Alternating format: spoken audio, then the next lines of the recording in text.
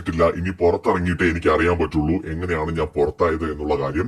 എനിക്ക് ഇവിടുന്ന് പോവാൻ തോന്നുന്നില്ല എന്ന് ഹൗസ് മേറ്റ്സിന്റെ അടുത്ത് അപ്സര പറയുന്നുണ്ട്.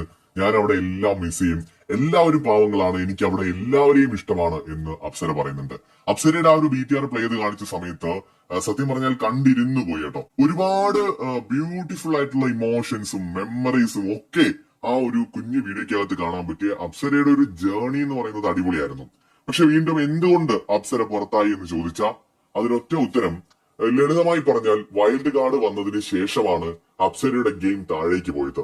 അപ്രതീക്ഷിതമായി വന്ന എല്ലാവരും പുകഴ്ത്തി പറഞ്ഞതുകൊണ്ടാകാം, അല്ലെങ്കിൽ വൈൽഡ് കാർഡുകളുടെ ഗെയിം ആയിരുന്നിരിക്കാം അപ്സരയെ പുകഴ്ത്തി പറഞ്ഞ് കൂടെ നിർത്തി ഗെയിമിൽ നിന്ന് അപ്സരയുടെ ഫോക്കസ് മാറ്റിയിട്ട് മുന്നോട്ട് പോകുക എന്നുള്ളത് ഓരോരുത്തർക്കും ഓരോ ഗെയിം കാണും.